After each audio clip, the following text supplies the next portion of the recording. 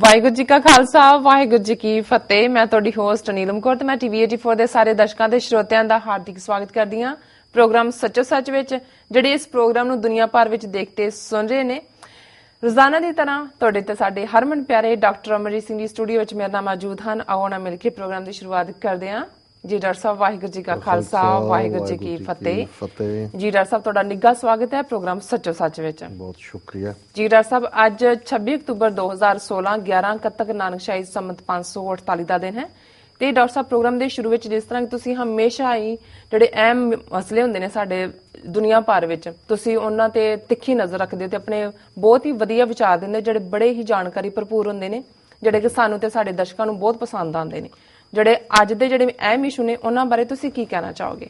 ਅੱਜ ਤੁਸੀਂ ਬੜੀ ਬਟਰਿੰਗ ਕਰ ਰਹੇ ਹੋ। ਕਰਨੀ ਵੀ ਚਾਹੀਦੀ ਡਾਕਟਰ ਸਾਹਿਬ, ਤੁਸੀਂ ਆਈਐਸ ਲਾਈਕ। ਅੱਜ ਜਿਹੜਾ ਪਹਿਲਾ ਵਿਸ਼ਾ ਮੈਂ ਡਿਸਕਸ਼ਨ ਲਈ ਚੁਣਿਆ ਉਹ ਸਾਡੇ ਤਜਰਬੇ ਤੇ ਵੀ ਆਧਾਰਿਤ ਹੈ ਜੀ।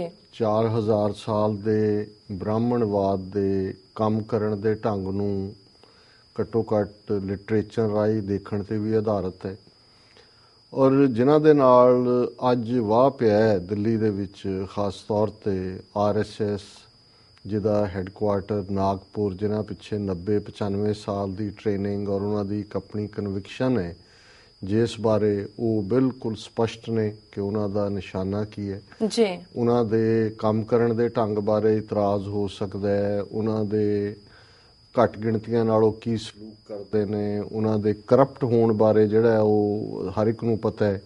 ਲੇਕਿਨ ਇਸ ਬਾਰੇ ਕੋਈ ਦੋ ਰਾਵਾਂ ਨਹੀਂ ਕਿ ਉਹ ਅਖੰਡ ਭਾਰਤ ਦੀ ਗੱਲ ਨੂੰ ਬਾਈ ਕਨਵਿਕਸ਼ਨ, ਇਹ ਉਹਨਾਂ ਦਾ ਜਿਹੜਾ ਕਨਸੈਪਟ ਹੈ ਜਿਸ ਨੂੰ ਉਹ ਮੰਨਦੇ ਨੇ। ਜਦੋਂ ਛੋਟੇ ਛੋਟੇ ਨਿਆਣਿਆਂ ਨੂੰ ਉਹ ਸ਼ਾਖਾਵਾਂ ਤੇ ਲੈ ਕੇ ਜਾਂਦੇ ਨੇ, ਉਦੋਂ ਤੋਂ ਹੀ ਜਿਹੜਾ ਭਾਰਤ ਮਾਂ, ਤਵੱਜ, ਗੁਰੂ ਦਕਸ਼ਣਾ, ਜੇ ਤੁਸੀਂ ਉਹਨਾਂ ਦਾ ਸਾਰਿਆਂ ਦਾ ਪੈਟਰਨ ਦੇਖੋ ਤੇ ਉਹ ਜਿਹਨੂੰ ਕਹਿੰਦੇ ਨੇ ਵੀ ਕੁੱਟ-ਕੁੱਟ ਕੇ ਭਰਨਾ, ਉਹਨਾਂ ਦੇ ਵਿੱਚ ਇਹ ਗੱਲ ਕੁੱਟ-ਕੁੱਟ ਕੇ ਭਰੀ ਹੋਈ ਹੈ ਕਿ ਭਾਰਤ ਮਾਂ ਅਖੰਡ ਸੀ।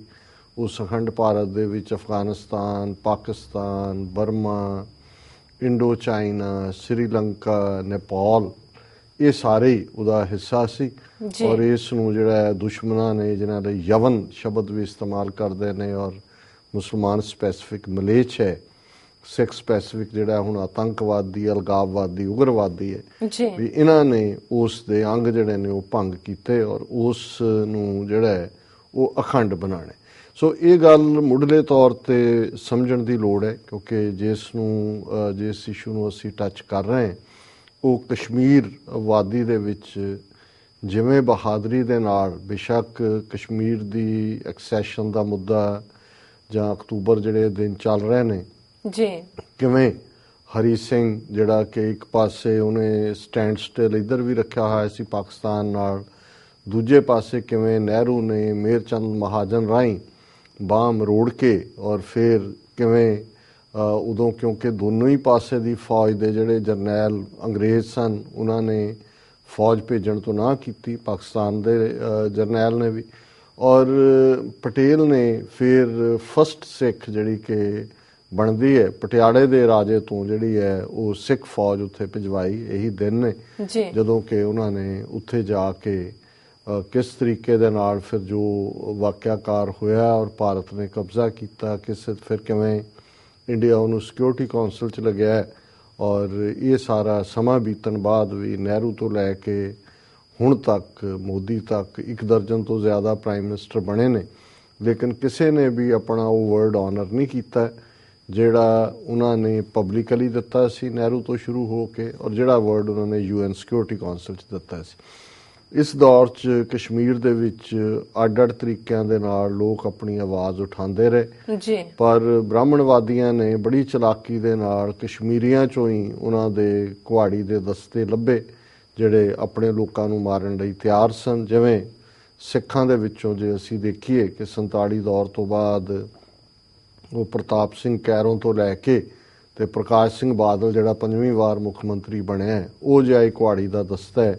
ਜਿਉਂ ਜੇ ਫਿਰ ਕਸ਼ਮੀਰ ਦੇ ਵਿੱਚ ਉਹਨਾਂ ਨੇ ਬੇਸ਼ੱਕ ਸ਼ੇਖ ਅਬਦੁੱਲਾ ਪਹਿਲੀ ਸਟੇਜ ਤੇ ਸਿੰਸੀਅਰਲੀ ਆਪਣੇ ਆਪ ਨੂੰ ਸੈਕੂਲਰ ਕਹਿਣ ਦੇ ਨਾਤੇ ਉਹਨੇ ਮੁਸਲਿਮ ਲੀਗ ਤੋਂ ਡਿਸਟੈਂਸ ਰੱਖਿਆ ਸੀ, ਕਾਇਦੇ ਆਜ਼ਮ ਮੁਹੰਮਦ ਅਲੀ ਜਿਨਾ, ਜਿਹੜੇ ਨੇ ਉਹਨਾਂ ਨੂੰ ਕਦੇ ਕਸ਼ਮੀਰ ਉਹ ਨਹੀਂ ਆਏ ਔਰ ਅਬਦੁੱਲਾ ਉਹਨਾਂ ਦੀ ਜਿਹੜੀ ਆਈਡੀਓਲੋਜੀ ਸੀ ਉਹਦਾ ਵੀ ਵਿਰੋਧ ਕਰਦਾ ਸੀ।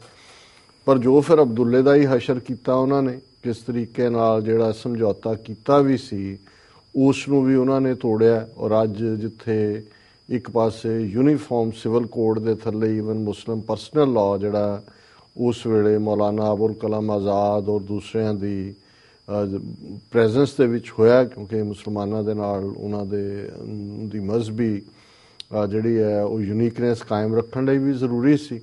ਪਰ ਇਧਰ ਜਿਹੜਾ ਕਸ਼ਮੀਰੀਆਂ ਦੇ ਨਾਲ ਵੀ ਹੋਇਆ, ਜਿਹਦੇ 'ਚ ਆਰਟੀਕਲ 370 ਧਾਰਾ ਸੰਵਿਧਾਨ ਦੀ, ਜਿਹਦੇ ਥੱਲੇ ਜੰਮੂ ਕਸ਼ਮੀਰ ਦਾ ਆਪਣਾ ਅੱਡ ਝੰਡਾ, ਕੋਈ ਭਾਰਤ ਦੀ ਪਾਰਲੀਮੈਂਟ ਦਾ ਪਾਸ ਕੀਤਾ ਲਾਅ ਜੰਮੂ ਕਸ਼ਮੀਰ 'ਚ ਲਾਗੂ ਨਹੀਂ ਸੀ ਹੋ ਸਕਦਾ ਜਦੋਂ ਤੱਕ ਕਸ਼ਮੀਰ ਅਸੈਂਬਲੀ ਪਾਸ ਨਾ ਕਰੇ। ਔਰ ਕਸ਼ਮੀਰ ਦੇ ਮੁਖੀ ਨੂੰ ਵੀ ਕੋਈ ਚੀਫ ਮਿਨਿਸਟਰ ਨਹੀਂ ਸੀ ਕਿਹਾ ਜਾਣਾ, ਉਹ ਸਦਰੇ ਰਿਆਸਤ, ਪ੍ਰੈਜ਼ੀਡੈਂਟ ਦਾ ਹੀ ਉਹਦਾ ਸਟੇਟਸ ਸੀ। ਸੋ ਉਹ ਉਹਨਾਂ ਨੇ ਸਦਰੇ ਰਿਆਸਤ ਮੁਕਾ ਕੇ ਚੀਫ ਮਿਨਿਸਟਰ ਬਣਾਇਆ। ਔਰ ਹੁਣ ਅਲਟੀਮੇਟਲੀ ਜੇ ਇਹਨਾਂ ਦੀ ਰਾਜ ਸਭਾ ਦੇ ਵਿੱਚ ਮੈਜੋਰਟੀ ਹੋ ਜਾਂਦੀ ਹੈ ਯੂਪੀ ਚੋਣਾਂ ਤੋਂ ਬਾਅਦ, ਜਿਸ ਕਿਸਮ ਦਾ ਖਲਾਰਾ ਇਹਨਾਂ ਨੇ ਯੂਪੀ ਦੇ ਵਿੱਚ ਬੀਜੇਪੀ ਨੇ ਸਮਾਜਵਾਦੀ ਪਾਰਟੀ ਦੇ ਅੰਦਰੋਂ ਬੰਦੇ ਖਰੀਦ ਕੇ ਜਿਵੇਂ ਪਿਓ ਪੁੱਤਰ ਨੂੰ ਲੜਾ ਦਿੱਤਾ ਤੇ ਇਹ ਉੱਥੇ ਕੁਝ ਸੀਟਾਂ ਲੈ ਜਾਂਦੇ ਨੇ ਚੰਗੀਆਂ ਇਹਨਾਂ ਦਾ, ਫਿਰ ਇਹ ਆਰਟੀਕਲ 370 ਵੀ ਜਿਹੜਾ ਇੱਕ ਟੋਕਨ ਜਿਹਾ ਰੱਖਿਆ ਹੋਇਆ ਉਹ ਵੀ ਜਾਂਦਾ ਲੱਗੇਗਾ। ਔਰ ਆਲਰੇਡੀ ਸੁਪਰੀਮ ਕੋਰਟ ਨੇ ਇੱਕ ਫੈਸਲਾ ਦਿੱਤਾ ਹੈ ਕਿ ਜਿਹੜੇ ਜੰਮੂ ਕਸ਼ਮੀਰ ਦੇ ਪੈਂਡਿੰਗ ਕੇਸ ਨੇ ਜਾਂ ਜੇ ਕੋਈ ਚਾਹੇ ਤਾਂ ਉਹਨਾਂ ਕੇਸਾਂ ਨੂੰ ਦੂਸਰੀਆਂ ਸਟੇਟਾਂ ਦੇ ਵਿੱਚ ਟ੍ਰਾਂਸਫਰ ਕਰ ਸਕਦਾ ਹੈ। ਸੋ ਲੇਕਿਨ ਇਹਦੇ ਬਾਵਜੂਦ ਕਸ਼ਮੀਰੀ ਲੋਕ ਭਾਵੇਂ ਉਤੋਂ ਅਬਦੁੱਲਾ, ਫਿਰ ਉਹਦੇ ਮੁੰਡਾ ਫਾਰੂਕ ਅਬਦੁੱਲਾ ਆ ਗਿਆ, ਫਿਰ ਉਮਰ ਅਬਦੁੱਲਾ ਆ ਗਿਆ, ਇਨ ਬਿਟਵੀਨ ਕਦੇ ਸ਼ੇਖ ਸ਼ਾਇਦ ਸਾਦਕ ਸੀ, GM ਗੁਲਾਮ ਬਖਸ਼ੀ ਗੁਲਾਮ ਮੁਹੰਮਦ ਔਰ GK ਸਾਦਕ, ਮੀਰ ਕਾਸਮ, ਇਸ ਕਿਸਮ ਦੇ ਵੀ ਚੀਫ ਮਿਨਿਸਟਰ ਵਿੱਚ ਵਿਚਾਲੇ ਰਹੇ। ਔਰ ਅਸਲੀ ਕਸ਼ਮੀਰੀਆਂ ਦੀ ਆਵਾਜ਼ ਨੂੰ ਦਬਾਉਣ ਦੀ ਕੋਸ਼ਿਸ਼ ਵੀ ਕੀਤੀ ਗਈ। ਪਰ 1999 'ਚ 88-99 'ਚ ਫਿਰ ਕਸ਼ਮੀਰ ਦੇ ਵਿੱਚ ਆਰਮਡ ਸਟਰਗਲ, ਹਥਿਆਰਬੰਦ ਸੰਘਰਸ਼ ਸ਼ੁਰੂ ਹੋਇਆ, ਕਿਉਂਕਿ ਪੰਜਾਬ ਦੇ ਵਿੱਚ ਆਲਰੇਡੀ ਸਿੱਖਾਂ ਨੇ ਸਟੇਟ ਟੈਰਰ ਨੂੰ ਕਾਊਂਟਰ ਕਰਦਿਆਂ ਆਰਮਡ ਸਟਰਗਲ ਸ਼ੁਰੂ ਕਰ ਦਿੱਤੀ ਸੀ। ਔਰ ਉਸ ਨੂੰ ਵੀ ਕਿਸ ਤਰੀਕੇ ਨਾਲ ਇਹਨਾਂ ਨੇ ਜੋ ਪੰਜਾਬ ਦੇ ਵਿੱਚ ਤੌਰ ਤਰੀਕੇ ਅਪਣਾਏ, ਬਲੈਕ ਕੈਟਾਂ ਵਾੜ ਕੇ ਵਿੱਚ ਹੋਰ ਕਰਕੇ ਉਹਨਾਂ ਨੇ ਜਿਹੜਾ ਜ਼ੁਲਮ ਦੇ ਨਾਲ ਦੱਬਿਆ। ਕਸ਼ਮੀਰ ਦੇ ਵਿੱਚ ਵੀ ਜੰਮੂ ਕਸ਼ਮੀਰ 'ਚ ਇਸ ਕਿਸਮ ਦੀ ਟੈਕਟਿਕ ਇਸਤੇਮਾਲ ਕਰਕੇ ਇੱਕ ਸਟੇਜ ਤੇ ਇਉਂ ਲੱਗਾ ਕਿ ਵੀ ਆਰਮਡ ਸਟਰਗਲ ਵੀ ਜਿਹੜੀ ਹੈ ਉਹ ਖਤਮ ਹੋ ਗਈ। ਫਿਰ ਕਸ਼ਮੀਰ ਦੇ ਵਿੱਚ ਜਿਹੜਾ ਕੁਝ ਸਾਲ ਬਾਅਦ ਆਪਣੇ ਆਪ ਬੱਚਿਆਂ ਦਾ ਔਰ ਪੱਥਰ ਸੁੱਟਣ ਔਰ ਦੂਸਰੇ ਦੀ ਲਾਈਨ ਸ਼ੁਰੂ ਹੋਈ ਆਜ਼ਾਦੀ ਦੀ ਗੱਲ, ਉਹਨੂੰ ਵੀ ਇਹਨਾਂ ਨੇ ਜਿਸ ਅੰਦਾਜ਼ ਦੇ ਵਿੱਚ ਉਸ ਜ਼ਮਾਨੇ 'ਚ PDP ਔਰ ਇਹ ਪਾਰਟੀ ਜਿਹੜੀ ਅੱਜ ਜਿਹੜੀ ਮਹਿਬੂਬਾ ਚੀਫ ਮਿਨਿਸਟਰ ਇਹਦਾ ਪਿਓ, ਉਹਨੂੰ ਕਸ਼ਮੀਰੀਆਂ ਦੇ ਨਾਲ ਲੱਗ ਕੇ ਕਸ਼ਮੀਰੀਆਂ ਨੇ ਇਹਨਾਂ ਨੂੰ ਅਬਦੁੱਲਾ ਟੱਬਰ ਦੇ ਬਰਾਬਰ ਖੜਾ ਕੀਤਾ ਵੀ ਅਬਦੁੱਲਾ ਟੱਬਰ ਤਾਂ ਰਲਿਆ ਹੀ ਹੋਇਆ ਸਰਕਾਰ ਨਾਲ। ਪਰ ਇਹ ਬਦਕਿਸਮਤੀ ਹੈ ਕਿ ਅਲਟੀਮੇਟਲੀ ਕਿਵੇਂ ਇਹ ਸਾਰੇ ਲੋਕ ਅਹੁਦੇ ਦੀ ਭੁੱਖ, ਹਵਸ ਇਹਨਾਂ ਨੂੰ ਜਿਹੜੀ ਹੈ ਉਹ ਆਪਣੇ ਲੋਕਾਂ ਦਾ ਕਾਜ਼ ਭੁੱਲਣ ਤੇ ਮਜਬੂਰ ਕਰ ਦਿੰਦੀ ਹੈ। ਔਰ ਅੱਜ ਉਹੀ ਮਹਿਬੂਬਾ ਜਿਹੜੀ ਹੈ BJP ਦੇ ਨਾਲ ਸਰਕਾਰ ਬਣਾ ਕੇ ਮੁੱਖ ਮੰਤਰੀ ਬਣੀ ਹੈ। ਔਰ ਪਿਛਲੇ 100 ਦਿਨ ਤੋਂ ਜ਼ਿਆਦਾ ਸਮੇਂ ਤੋਂ, ਲਗਭਗ 3.5 ਮਹੀਨੇ ਤੋਂ ਜਿਹੜੀ ਕਸ਼ਮੀਰ ਦੇ ਵਿੱਚ ਆਜ਼ਾਦੀ ਦੀ ਲਹਿਰ ਖੜੀ ਹੋਈ, ਜਿਸ ਦੇ ਵਿੱਚ 80 ਸਾਲ ਦੇ ਬਜ਼ੁਰਗ ਤੋਂ ਲੈ ਕੇ 10 ਸਾਲ ਤੱਕ ਦਾ ਬੱਚਾ ਔਰ ਔਰਤਾਂ ਵੀ ਜਿਹਦਾ ਹਿੱਸਾ ਨਹੀਂ, ਉਹ ਕਿਸੇ ਉੱਥੋਂ ਦੀ ਲੀਡਰਸ਼ਿਪ ਨੇ ਖੜੀ ਨਹੀਂ ਕੀਤੀ। ਇਸ ਦੌਰ 'ਚ ਇੱਕ ਪਾਸੇ ਕਾਂਗਰਸ ਸੀ, ਇੱਕ ਪਾਸੇ ਸ਼ੇਖ ਅਬਦੁੱਲੇ ਦੀ ਬਣਾਈ ਹੋਈ ਨੈਸ਼ਨਲ ਕਾਨਫਰੰਸ ਸੀ ਜਾਂ PDP ਆਈ। ਪਰ ਜਿਹੜੀਆਂ ਆਜ਼ਾਦੀ ਪਸੰਦ ਧਿਰਾਂ ਕਸ਼ਮੀਰ 'ਚ ਰਹੀਆਂ ਉਹ ਹੁਰੀਅਤ ਕਾਨਫਰੰਸ ਦੇ ਥੱਲੇ, ਉਹਦਾ ਅੰਬਰੈਲਾ ਇੱਕ ਉਹਨੂੰ ਮੋਡਰੇਟ ਸੈਕਸ਼ਨ ਕਹਿੰਦੇ ਨੇ ਔਰ ਮੀਰਵਾਇਜ਼ ਉਮਰ ਫਾਰੂਕ ਉਹਦਾ ਮੁਖੀ ਹੈ।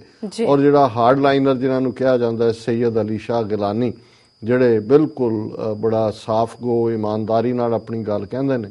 ਔਰ ਜਿਵੇਂ ਮੈਂ ਅੱਗੇ ਵੀ ਕਿਹਾ ਸੀ ਕਿ ਮੈਂ ਉਹਨਾਂ ਨੂੰ ਇੱਕ ਬਜ਼ੁਰਗ ਸਿਆਸਤਦਾਨ ਦੇ ਤੌਰ ਤੇ, ਆਜ਼ਾਦੀ ਪਸੰਦ ਨੇਤਾ ਦੇ ਤੌਰ ਤੇ ਦੇਖਦਾ। ਪਰ ਇਹ ਵੀ ਇੱਕ ਹਕੀਕਤ ਹੈ ਕਿ ਪਿਛਲੇ ਲਗਭਗ 100 ਦਿਨ ਤੋਂ ਜਿਹੜੀ ਮੂਵਮੈਂਟ ਕਸ਼ਮੀਰ ਦੇ ਵਿੱਚ ਖੜੀ ਹੋਈ, ਜਿਸ ਦੇ ਵਿੱਚ ਹੁਣ ਤਾਂ ਸ਼ਾਇਦ ਮੌਤਾਂ 100 ਦੇ ਨੇੜੇ ਪਹੁੰਚ ਗਈਆਂ ਹੋਣਗੀਆਂ, 15,000 ਤੋਂ ਜ਼ਿਆਦਾ ਜ਼ਖਮੀ ਹੋਏ ਔਰ ਇੱਕ ਅੰਦਾਜ਼ੇ ਮੁਤਾਬਕ 500 ਤੋਂ ਜ਼ਿਆਦਾ ਜਿਹੜੇ ਪੈਲਟ ਗਨਸ ਨੇ ਉਹਦੇ ਨਤੀਜੇ ਵਜੋਂ ਉਹਨਾਂ ਦੀ ਅੱਖਾਂ ਦੀ ਰੌਸ਼ਨੀ, ਨੂਰ ਜਾਂਦਾ ਲੱਗਾ। ਇਹ ਨਾ ਹੁਰੀਅਤ ਕਾਨਫਰੰਸ ਨੇ ਖੜੀ ਕੀਤੀ ਹੈ, ਨਾ ਕਿਸੇ ਹੋਰ ਨੇ ਕੀਤੀ। ਇਹ ਲੋਕਾਂ ਦੀ ਆਪ ਮੁਹਾਰਾ ਵਹਿਣ ਜਿਹਨੂੰ ਕਹਿੰਦੇ ਨੇ, ਉਹਨਾਂ ਦੀ ਆਪਣੀ ਆਜ਼ਾਦੀ ਦੀ ਗੱਲ, ਇਹਨੂੰ ਨਾ, ਕਿਉਂਕਿ ਪਹਿਲਾਂ ਇਲਜ਼ਾਮ ਰਿਹਾ ਕਿ ਜੀ ਪਾਕਿਸਤਾਨ ਨੇ ਭੇਜਿਆ 65 ਦੇ ਵਿੱਚ ਜਿਹੜਾ ਆਪਰੇਸ਼ਨ ਗਿਬਰਾਲਟਰ ਕਿਹਾ ਜਾਂਦਾ ਹੈ ਕਿ ਜੀ ਉਹਨਾਂ ਨੇ ਉਹ ਉਤਾਰੇ ਜਿਹੜੇ ਬੰਦੇ ਸੀ ਔਰ ਲੋਕ ਨਾਲ ਨਹੀਂ ਲੱਗੇ। ਇਸੇ ਤਰੀਕੇ ਨਾਲ ਬਾਅਦ ਦੇ ਵਿੱਚ ਮਿਲੀਟੈਂਟ ਮੂਵਮੈਂਟ ਵੇਲੇ ਵੀ ਕਦੇ ਇਸ ਨੂੰ ਕਿਸੇ ਇੱਕ ਆਰਗੇਨਾਈਜ਼ ਲਸ਼ਕਰੇ ਤਾਇਬਾ ਨਾਲ ਜੋੜ ਦਿੱਤਾ, ਕਦੇ ਕਿਸੇ ਹੋਰ ਨਾਲ ਜੋੜ ਦਿੱਤਾ ਜੀ। ਔਰ ਲੇਕਿਨ ਇਸ ਬਾਰੇ ਹੁਣ ਈਵਨ ਜਿਹੜੇ ਨਿਰਪੱਖ ਦੁਨੀਆ ਦੇ ਆਬਜ਼ਰਵਰ ਜਾਂ ਲਖਾਰੀ ਜਾਂ ਸਪੈਸ਼ਲਿਸਟ ਨੇ ਉਹ ਮੰਨਦੇ ਨੇ ਕਿ ਵੀ ਇਸ ਮੂਵਮੈਂਟ ਦਾ ਕੋਈ ਲਾਗਾ ਦੇਗਾ ਨਹੀਂ, ਨਾ ਪਾਕਿਸਤਾਨ ਨਾਲ ਹੈ, ਨਾ ਜਿਹੜੀ ਐਸਟੈਬਲਿਸ਼ ਲੀਡਰਸ਼ਿਪ ਕਸ਼ਮੀਰ ਦੇ ਵਿੱਚ ਹੁਣ ਤੱਕ ਰਹੀ ਹੈ, ਬੇਸ਼ੱਕ ਉਹ ਹੁਰੀਅਤ ਕਾਨਫਰੰਸ ਦੇ ਥੱਲੇ ਹੋਏ ਜਾਂ ਦੂਜੇ, ਉਹਨਾਂ ਦਾ ਕੋਈ ਕੰਟਰੋਲ ਹੈ।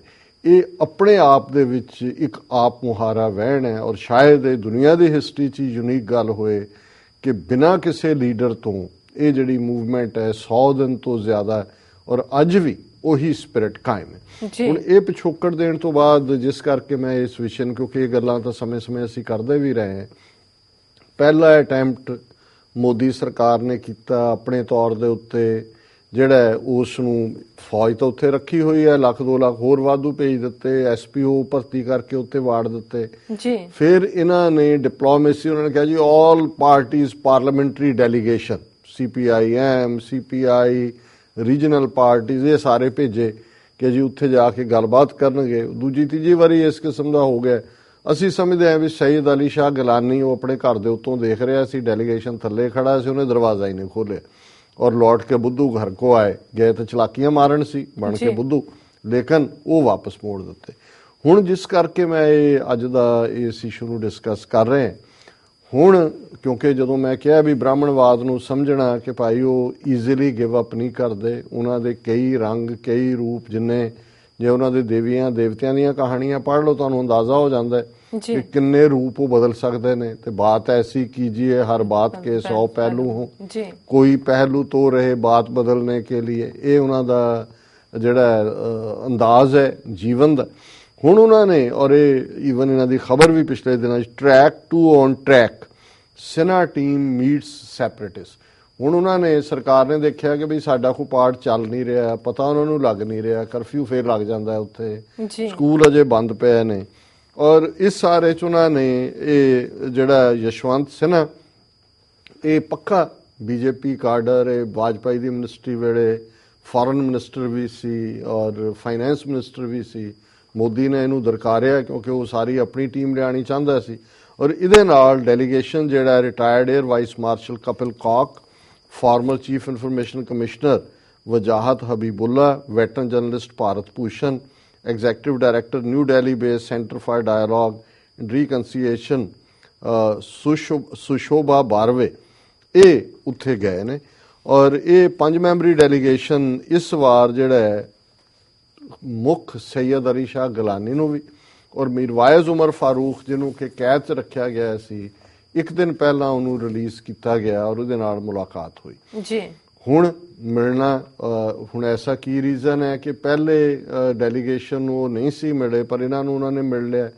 जे तां हालां मैनूं कोई उत्थों दी लीडरशिप दी सियाणप खास तौर ते सैयद अली शाह गिलानी दी विजडम दे उत्ते कोई शक नहीं है जी, पर मैं समझदा भी कई बार एक किस्म दी फटीग भी आ जाती है, थकावट, क्योंकि 100 दिन हो गए ने जां दूजा कई बार ये भी हुंदा है भी तुहानूं ये लगदा भी तुसीं रैलेवेंट नहीं रह रहे, नवें जिहड़े आ गए ने तुहाडी कोई गल सुणदा नहीं है, तुसीं उन्हां नूं भी बचाना चाहते हुंदे हो जी जी।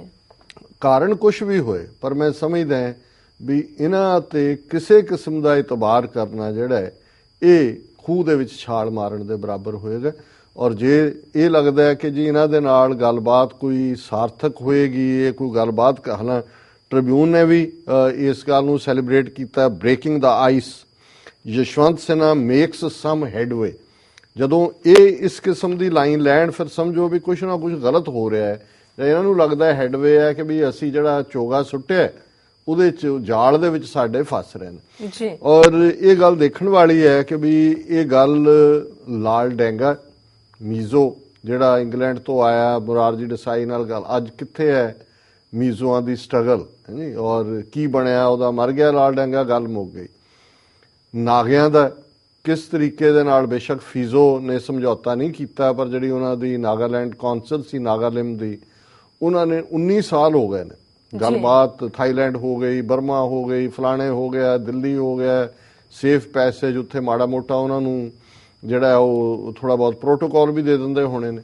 ਲੇਕਿਨ ਇਨ ਦਾ ਐਂਡ ਜਿਹੜਾ ਜੀ ਸਮਝੌਤਾ ਹੋ ਗਿਆ ਮੋਦੀ ਦਾ, 2 ਪਾਸਪੋਰਟ ਰੱਖ ਸਕਣਗੇ, ਕਿੱਥੇ ਗਿਆ ਉਹ ਆਲਰੇਡੀ ਇੱਕ ਮਰ ਗਿਆ ਉਹਨਾਂ ਦਾ ਆਲਰੇਡੀ ਲੀਡਰ ਜਿਹੜਾ ਸੀਨੀਅਰ ਸੀ। ਸੋ ਇਹ ਕਈ ਵਾਰ ਗੱਲਬਾਤ ਦੇ ਬਹਾਨੇ ਦੇ ਨਾਲ ਇਹ ਸਮਝ ਰਹੇ ਹੁੰਦੇ ਨੇ ਕਿ ਲਟਕਾ ਲਓ, ਬੰਦਾ ਜਿਹੜਾ ਅਸਲੀ ਆ ਉਹ ਜਾਏਗਾ, ਫਿਰ ਬਦਲਣਾ ਕੁਝ ਨਹੀਂ। ਉਹ ਨਾਗਿਆਂ ਦੀ ਜਿਹੜੀ ਸਟਰਗਲ ਹੈ ਉਹਨੂੰ ਵੀ ਇਹਨਾਂ ਨੇ ਇੱਕ ਕੰਢੇ ਲਾਇਆ। ਇਸੇ ਤਰ੍ਹਾਂ ਮੈਂ ਸਮਝਦਾ ਵੀ ਕਾਇਦੇ ਆਜ਼ਮ ਮੁਹੰਮਦ ਅਲੀ ਜਿਨਾ ਜਦੋਂ ਫਾਈਨਲ ਸਟੇਜ ਦੇ ਉੱਤੇ 47 ਦੇ ਸੀ, ਉਹਨਾਂ ਨੂੰ ਟੂਬਰਕਲੋਸਿਸ ਸੀ, ਸੀਰੀਅਸ ਸਟੇਜ ਚੱਲ ਰਹੀ ਸੀ, ਉਹਨਾਂ ਨੇ ਆਪਣੇ ਡਾਕਟਰ ਰਾਹੀਂ ਇਸ ਗੱਲ ਨੂੰ ਯਕੀਨੀ ਬਣਾਇਆ ਕਿ ਉਹਨਾਂ ਦਾ ਮੈਡੀਕਲ ਰੈਕੋਰਡ ਜਾਂ ਇਹ ਗੱਲ ਬਾਹਰ ਨਾ। ਉਹਨਾਂ ਨੂੰ ਸੀ ਕਿ ਜੇ ਇਹਨਾਂ ਨੂੰ ਗਾਂਧੀ ਨਹਿਰੂ ਨੂੰ ਪਤਾ ਲੱਗ ਗਿਆ ਕਿ ਵੀ ਮੈਂ ਇਸ ਹੱਦ ਤੱਕ ਮੇਰੀ ਟਰਮੀਨਲ ਸਟੇਜ ਬਿਮਾਰੀ ਦੀ ਚੱਲ ਰਹੀ ਹੈ, ਇਹ ਡਿਲੇ ਕਰ ਦੇਣਗੇ, ਵੇਟ ਕਰਨਗੇ ਕਿ ਵੀ ਇਹ ਮਰ ਜਾਏ, ਔਰ ਮੇਰੇ ਲੋਕਾਂ ਨੂੰ ਇਹ ਮੁਲਕ ਮੇਰੇ ਬਿਨਾ ਹੋਰ ਕੋਈ ਨਹੀਂ ਦੇ ਇਹਨਾਂ ਨਾਲ ਹੋਰ ਕੋਈ ਡੀਲ ਨਹੀਂ ਕਰ ਸਕਦਾ ਜਿਸ ਕਿਸਮ ਦੇ ਬੇਈਮਾਨ ਨੇ। ਔਰ ਅਸੀਂ ਜੇ ਸਿੱਖ ਸਟਰਗਲ ਦੇ ਹਵਾਲੇ ਨਾਲ ਦੇਖੀਏ ਕਿ ਭਾਈ ਕਿਸ ਤਰੀਕੇ ਨਾਲ ਸਰਕਮਸਟੈਂਸਿਸ ਹਾਵ ਨਾਓ ਚੇਂਜ ਦੇ ਥੱਲੇ ਉਹ ਮੁੱਕਰ ਗਏ, ਉਹ ਗੱਲ ਛੱਡੋ। ਈਵਨ ਜੂਨ 84 ਤੋਂ ਬਾਅਦ ਲੌਂਗੋਵਾਲ ਦੇ ਨਾਲ ਅਕੋਰਡ ਕੀਤਾ, ਭਾਵੇਂ ਸਾਡੇ ਲਈ ਜੂਨ 84 ਤੋਂ ਬਾਅਦ ਖਾਲਿਸਤਾਨ ਹੀ ਇੱਕੋ ਇੱਕ ਜਿਹੜਾ ਨਿਸ਼ਾਨਾ ਮਿੱਥਿਆ ਗਿਆ ਸੀ। ਔਰ ਉਦੋਂ ਤੱਕ ਰਾਜੀਵ ਗਾਂਧੀ ਕਿਉਂਕਿ ਨਵੰਬਰ 84 ਦੀ ਸਿੱਖ ਨਸਲਕੁਸ਼ੀ ਦੇ ਲਈ ਜਿਹੜਾ ਜ਼ਿੰਮੇਵਾਰ ਸੀ, ਔਰ ਉਹਨੂੰ ਹਮੇਸ਼ਾ ਉਹ ਬੁਲਟ ਪ੍ਰੂਫ ਜੈਕਟ ਪਾ ਕੇ ਰੱਖਦਾ ਸੀ।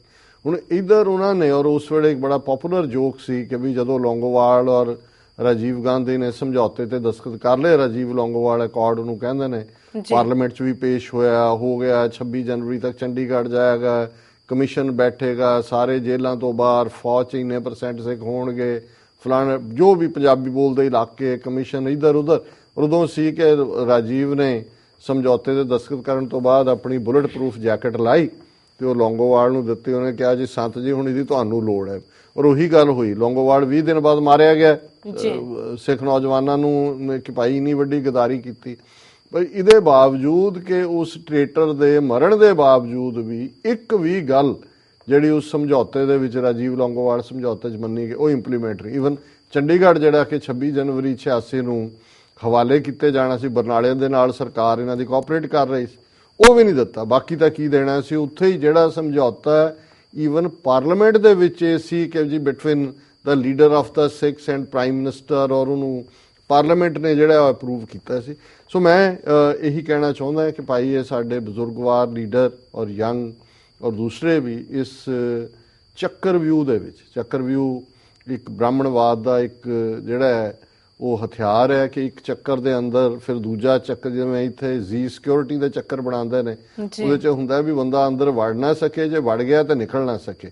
ਸੋ ਇਹ ਤਾਂ ਹੁਣ ਬਣਾਇਆ ਇਹਨਾਂ ਨੇ ਜੀ ਸਿਕਿਉਰਿਟੀ ਕੀ ਹੈ, ਇਹਨਾਂ ਨੇ ਚੱਕਰਵਿਊਹ ਕਦੋਂ ਦਾ, ਮਹਾਭਾਰਤ ਵੀ ਚੱਕਰਵਿਊਹ ਦਾ ਜ਼ਿਕਰ ਹੈ ਕਿ ਕਿਵੇਂ ਜਿਹੜਾ ਉਹ ਚੱਕਰਵਿਊਹ। ਸੋ ਇਹਨਾਂ ਦੇ ਲੇਅਰ ਦੇ ਅੰਦਰ ਲੇਅਰ ਹੈ। ਔਰ ਕਸ਼ਮੀਰ ਦੀ ਜਿਹੜੀ ਗੱਲ ਹੈ ਅਸਲ ਦੇ ਵਿੱਚ ਲੋਕ ਕਿੱਥੇ ਖੜੇ ਨੇ, ਇੱਕ ਬੜਾ ਪ੍ਰੋਮੀਨੈਂਟ ਇੰਡੀਅਨ ਜਰਨਲਿਸਟ ਹੈ ਸੰਤੋਸ਼ ਭਾਰਤੀ ਹੈ, ਉਹਨੇ ਇੱਕ ਲੈਟਰ ਲਿਖਿਆ ਮੋਦੀ ਨੂੰ। ਮੈਂ ਕੁਇਕਲੀ, ਹਾਲਾਂ ਲੰਬਾ ਚੌੜਾ ਹੈ ਪਰ ਕੁਝ ਪਾਰਟ ਇਹ ਦੱਸਣ ਦੇ ਲਈ ਕਿ ਵੀ ਜੇ ਇਹ ਲੀਡਰਸ਼ਿਪ ਜਿਹੜੀ ਕਸ਼ਮੀਰ ਦੀ ਆ ਹੁਣ ਇਹ ਫਿਸਲੀ ਕਿਤੇ ਗੱਲਬਾਤ ਦੇ ਇਹਨਾਂ ਦੇ ਚੱਕਰਵਿਊਹ 'ਚ ਫਸੀ, ਇਹ ਅਲਟੀਮੇਟਲੀ ਡਿਸਕ੍ਰੈਡਿਟ ਹੋਣਗੇ। ਔਰ ਫਿਰ ਇਹਨਾਂ ਦੇ ਹੀ ਲੋਕ ਜਿਹੜੇ ਅੱਜ ਬੱਚੇ ਤੋਂ ਬੁੱਢੇ ਤੱਕ ਖਲੋਤੇ ਨੇ, ਜਿਨ੍ਹਾਂ ਨੇ ਜਾਨਾਂ ਦਿੱਤੀਆਂ, ਉਹੀ ਇਹਨਾਂ ਦੇ ਖਿਲਾਫ ਹੋਣਗੇ। ਔਰ ਜੋ ਫਿਰ ਲੌਂਗੋਵਾਲ ਦੇ ਨਾਲ ਹੋਇਆ, ਔਰ ਉਸ ਤੋਂ ਬਾਅਦ ਗੱਲ ਲੋਕ ਵੀ ਲੀਡਰਲੈਸ ਹੋਣਗੇ, ਆਪਸੀ ਬਦਮਗਜ਼ੀ ਵੀ ਹੋਏਗੀ। ਔਰ ਇਹਨਾਂ ਤੇ ਕਿਸੇ ਕਿਸਮ ਦਾ ਇਤਬਾਰ ਵੀ ਇਹਨਾਂ ਨੂੰ ਬੜਾ ਸਪਸ਼ਟ ਕਰਨਾ ਚਾਹੀਦਾ ਹੈ ਕਿ ਭਾਈ ਤੁਹਾਡੇ ਨਾਲ ਕੋਈ ਗੱਲ, ਤੁਸੀਂ ਥਰਡ ਪਾਰਟੀ ਇੰਟਰਵੈਂਸ਼ਨ ਔਰ ਇਹ ਜਿਹੜਾ UN ਸਿਕਿਉਰਿਟੀ ਕੌਂਸਲ ਦਾ ਪਲੇਬਿਸਾਈਟ ਦਾ ਰਾਏਸ਼ੁਮਾਰੀ ਦਾ ਮਤ ਹੈ, ਇਹਨੂੰ ਹੀ ਜਿਹੜਾ ਆਧਾਰ ਰੱਖਣਾ ਚਾਹੀਦਾ ਹੈ। ਇਹਨਾਂ ਦੇ ਨਾਲ ਕੋਈ ਵੀ ਇਸ ਕਿਸਮ ਦਾ ਜਿਹੜਾ ਇਹਨਾਂ ਦੇ ਚੱਕਰਵਿਊਹ 'ਚ ਫਸਣਾ। ਔਰ ਇਹ ਸੰਤੋਸ਼ ਭਾਰਤੀਆ ਲਿਖਦਾ ਹੈ, ਉਹਨੇ ਮੋਦੀ ਨੂੰ ਇਹ ਚਿੱਠੀ ਲਿਖੀ ਹੈ, ਉਹਨੇ ਕਿਹਾ ਹੀ sad what was going on in Kashmir was actually a revolution of every common man of Kashmir, where a man of 80 to a child of 6 raises the slogans of freedom and azadi। ਉਹਨੇ ਕਿਹਾ ਜੀ ਇਹ common ਬੰਦੇ ਦਾ revolution ਹੈ, 80 ਸਾਲਾਂ ਦੇ ਬੁੱਢੇ ਤੋਂ 6 ਸਾਲ ਦੇ ਬੱਚੇ ਤੱਕ ਆਜ਼ਾਦੀ ਕੂਕਦੇ ਨੇ। Calling for correcting the past mistakes committed by India and blaming the people of Kashmir, Santosh Bhartiya said, regardless of creed and age, all Kashmiris believe that a blunder has been done to the Kashmiris and the system of Kashmir. ਉਹਨਾਂ ਨੇ ਕਿਹਾ ਜੀ ਕੋਈ ਉਮਰ ਹੋਏ, ਹਰ ਕੋਈ ਕਹਿੰਦੇ ਨੇ ਕਿ ਸਾਡੇ ਨਾਲ ਇੱਕ ਬਹੁਤ ਵੱਡਾ ਇਹ ਬਲੰਡਰ ਧੋਖਾ ਹੋਇਆ। ਇਹ ਕਸ਼ਮੀਰੀ, ਇਹ ਬੜੀ ਇੰਪੋਰਟੈਂਟ ਗੱਲ ਜਿਹਨੇ ਮੈਨੂੰ ਟੱਚ ਕੀਤਾ, ਇਹ Kashmiri who doesn't hold a stone in hand keeps the stone in his heart। ਉਹਨੇ ਕਿਹਾ ਕਿ ਜਿਸ ਕਸ਼ਮੀਰੀ ਦੇ ਹੱਥ 'ਚ ਪੱਥਰ ਨਹੀਂ ਫੜਿਆ ਹੋਇਆ, ਉਹਦੇ ਦਿਲ ਤੇ ਪੱਥਰ ਫੜਿਆ ਹੋਇਆ, ਉਹਨੇ ਦਿਲ 'ਚ ਪੱਥਰ ਫੜਿਆ। ਇਹਦਾ ਮਤਲਬ ਇਹ ਹੈ ਵੀ ਕਿਸ ਲੈਵਲ ਦੀ ਕਮਿਟਮੈਂਟ ਹੈ। This revolution has taken a shape of mass movement, same as the movement of 1942 or Jayaprakash movement, in which the contribution of the public was more than the leaders। ਕਿ ਇੱਥੇ ਹੁਣ ਲੀਡਰਾਂ ਦੀ ਗੱਲ ਨਹੀਂ ਹੈ, ਇਹ ਲੋਕਾਂ ਦੀ ਲਹਿਰ ਹੈ। ਔਰ ਇਹ ਜਿਵੇਂ 1942 ਚ ਕੁਇਟ ਇੰਡੀਆ ਮੂਵਮੈਂਟ ਸੀ ਜਾਂ ਜੈ ਪ੍ਰਕਾਸ਼ ਨਾਰਾਇਣ ਦੀ ਪੂਰਨ ਕ੍ਰਾਂਤੀ, ਟੋਟਲ ਰੈਵੋਲੂਸ਼ਨ ਜਿਹਦੇ ਇੰਦਰਾ ਗਾਂਧੀ ਦਾ ਤਖਤਾ ਹਿਲਾ ਦਿੱਤਾ ਸੀ, ਇਹ ਉਹਦੇ ਵਾਂਗ ਹੈ। Bakr Eid was not celebrated in Kashmir this time. Neither anyone wore new clothes. Not a single home celebrated Eid. Isn't this move of Kashmiris a slap on the faces of the people who talk aloud and swear upon democracy? ਉਹਨੇ ਕਿਹਾ ਜੀ ਇਸ ਵਾਰ ਬਕਰ ਈਦ ਕਸ਼ਮੀਰ 'ਚ ਨਹੀਂ ਮਨਾਈ ਗਈ, ਕਿਸੇ ਨੇ ਨਵੇਂ ਕੱਪੜੇ ਨਹੀਂ ਪਾਏ, ਕਿਸੇ ਘਰ ਦੇ ਵਿੱਚ ਈਦ ਸੈਲੀਬ੍ਰੇਟ ਨਹੀਂ ਹੋਈ। ਕੀ ਕਸ਼ਮੀਰੀਆਂ ਦਾ ਇਹ ਮੂਵ ਤੁਹਾਡੇ ਇਹ ਸੋ ਕਾਲਡ ਡੈਮੋਕ੍ਰੇਸੀ ਦੇ ਮੂੰਹ ਤੇ ਚਪੇੜ ਨਹੀਂ ਹੈ? In his letter, the journalist quoted Kashmiri people as saying, "The valley is bedwetted in the blood of Kashmiris, as more than 10,000 Kashmiris are badly injured by pellet guns. More than 500 have lost their eyes forever. In such a gloomy atmosphere, we don't want to light up our homes with 4 bulbs. We don't feel like, and we don't want to hurt each other by doing so. We will live by lighting up with only 1 bulb." ਉਹਨੇ ਕਿਹਾ ਜੀ ਅਸੀਂ 4 ਲਾ ਕੇ ਤੇ ਇੰਨੇ ਮਾਰ ਦਿੱਤੇ ਨੇ, ਇੰਨੇ ਦੇ ਅੱਖਾਂ ਦਾ ਨੂਰ ਚਲਾ ਗਿਆ। The journalist recalled witnessing how people lived on 1 bulb light and how young boys piled up the stones on the roads, and the same boys removed these hopes of stones in the evening at 6। ਉਹਨੇ ਕਿਹਾ ਜੀ ਸਵੇਰੇ ਉਹ ਪੱਥਰ ਇਕੱਠੇ ਕਰਦੇ ਨੇ, ਸ਼ਾਮ ਨੂੰ 6 ਵਜੇ ਤੱਕ, ਕਿਉਂਕਿ ਰਾਤ ਨੂੰ ਫਿਰ ਆਰਮੀ ਦੀ ਜਿਹੜੀ ਹੈ ਗਾਰਡ ਪੈਟਰੋਲ ਕਰਦੀ ਹੋਣੀ, ਉਹ ਉਹਨੂੰ ਜਿਹੜਾ ਉਹ ਰਿਮੂਵ ਕਰ ਦਿੰਦੇ ਨੇ।